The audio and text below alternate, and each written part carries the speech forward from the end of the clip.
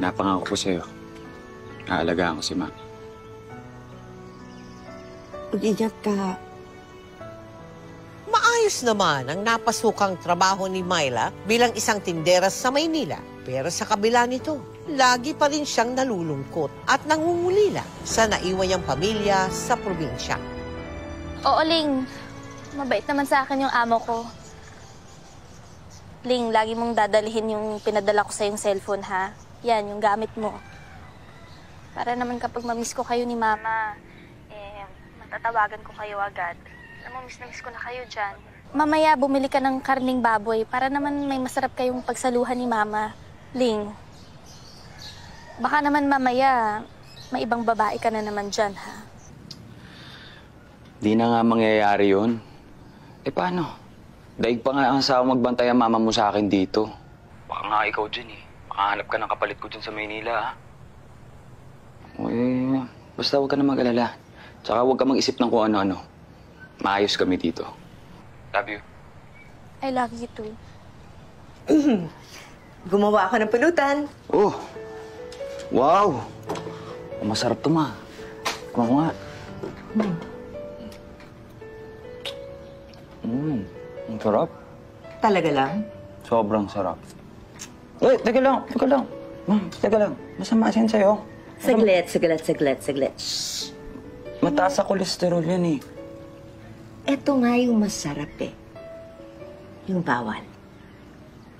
Sana nga yung luto mo. Kasing sarap din ang luto ni Myla. Patagay na rin, sige lang. Grabe, ang kulit ni Mama. Nilalayo ko na nga yung usapan sa taga. Seryoso ka ba? Inom ka? Seryoso? Kuha ko ng baso. Yan. Kunti lang, ha? Diba, sinabi mo sa akin, namimiss mo si tatay. Bakit di ka magpakasal ulit? Total, di mo nga yung sarili mo. Mukha kang ang bata Posible namang wala magkakagusto sa'yo. Ikaw talaga. Bolero ka. Lasing ka na, no? Lasing ka na. Hindi Hindi ako bolero. Alam mo, seryoso ako. Oo.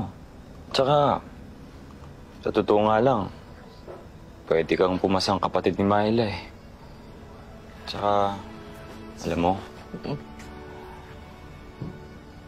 ang ganda mo kaya.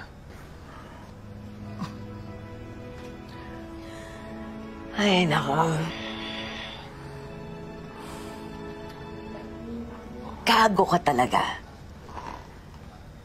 Bakit? Alam mo, naaalala ko sa'yo, yung dati kong asawa. Siya lang kasi yung nagsasabi sa akin maganda ako. Hirap palang mamatayan ng asawa. Pakiramdam mo. Parang yung buong katawan mo, isang malamig na bangkay.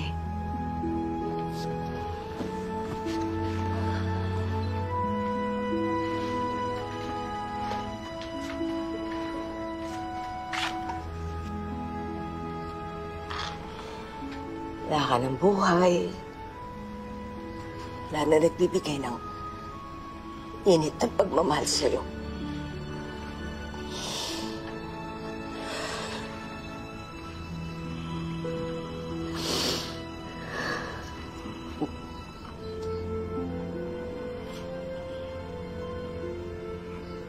Huwag kang mag-alala. Dito lang ako.